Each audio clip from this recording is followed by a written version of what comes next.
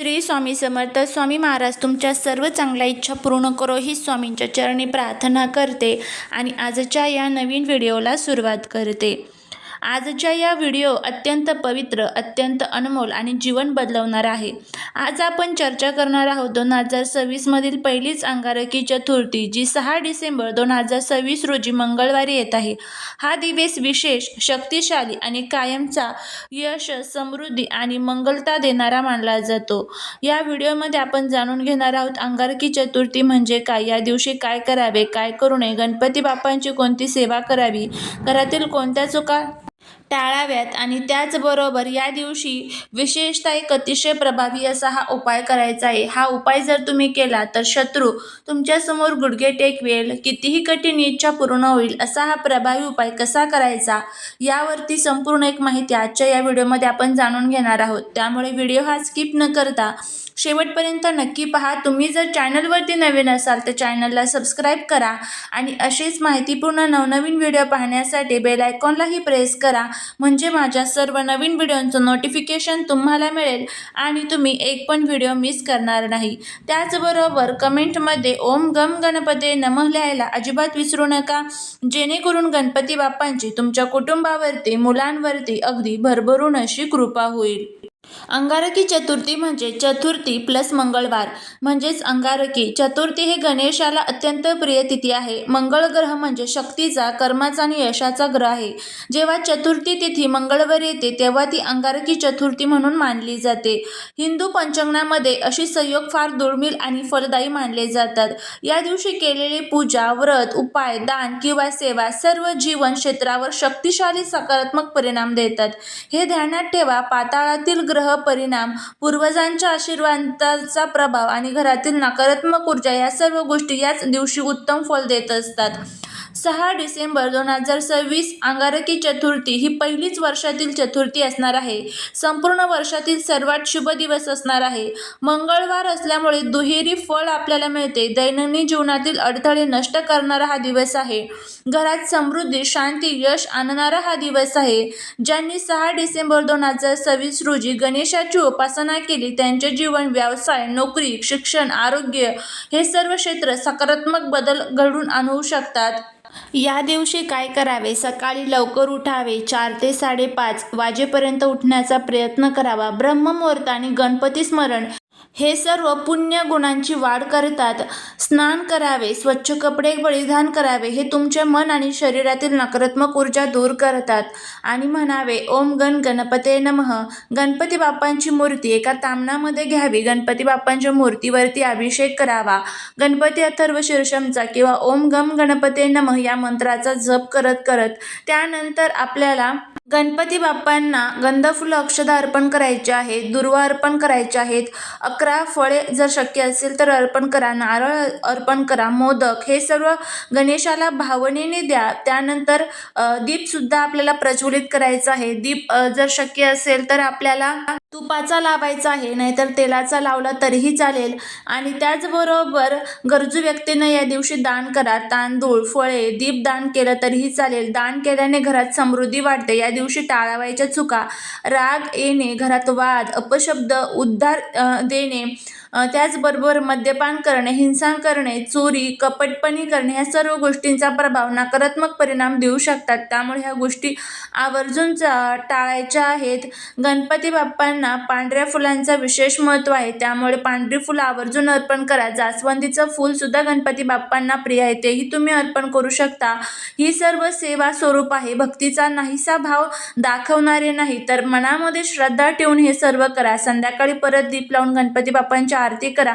यामुळे घरातील वाईट ऊर्जा दूर होतात. श्री गणपती अथर्व शीर्षम गणेश स्तोत्रमचं पठण करा. यामुळे बुद्धी आणि मानसिक सामर्थ्य वाढते.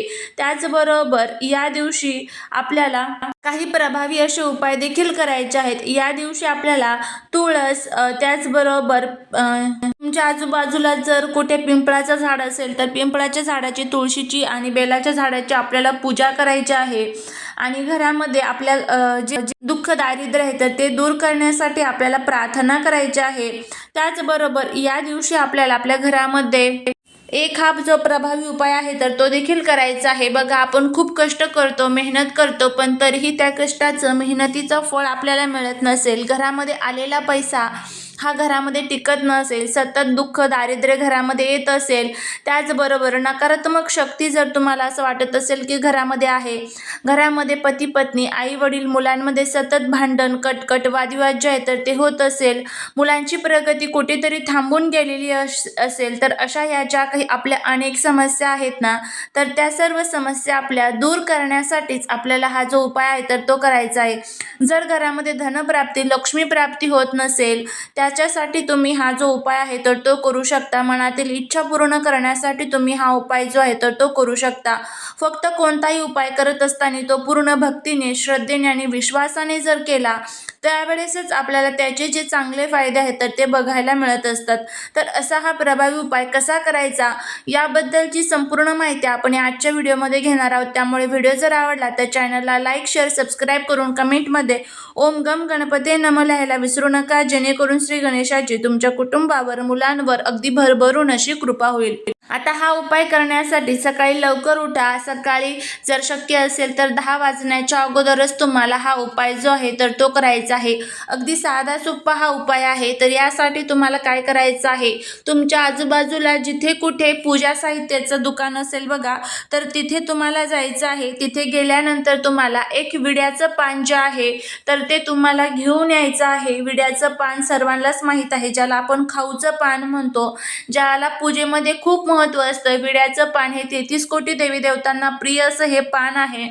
आणि हे विड्याचं पान आपल्या घरामध्ये आणल्यानंतर सर्वात प्रथम ते स्वच्छ धुवून पुसून घ्यायचं आहे. गणपती बाप्पांसमोर आपल्याला एक छान दिवा लावून घ्यायचा आहे. हळद घ्यायची आहे. हळदीमध्ये थोडंसं पाणी मिक्स करायचं आहे आणि तुमच्या मनातील जी काही इच्छा असेल ती इच्छा तुम्हाला त्या पानावरती लिहायची आहे.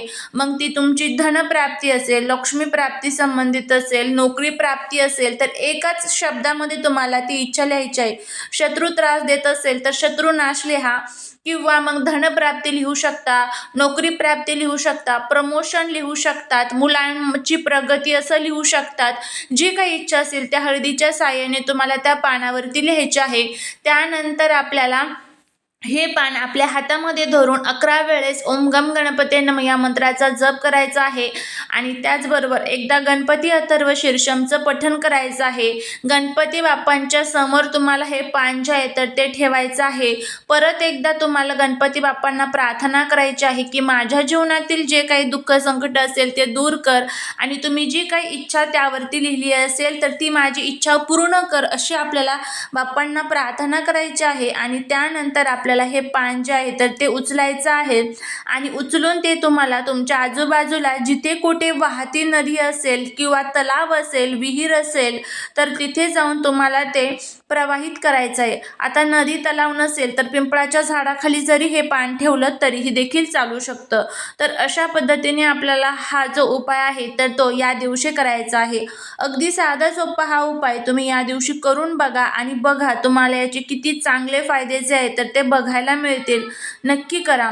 झालेली सेवा ही महाराजांच्या चरणी रुजू करते. जर तुम्हाला हा व्हिडिओ आवडला असेल तर लाईक, शेअर आणि सबस्क्राईब करायला विसरू नका. भेटूया पुढच्या एका छानशा नवीन व्हिडिओत एका नवीन माहितीसोबत. श्री स्वामी समर्थ.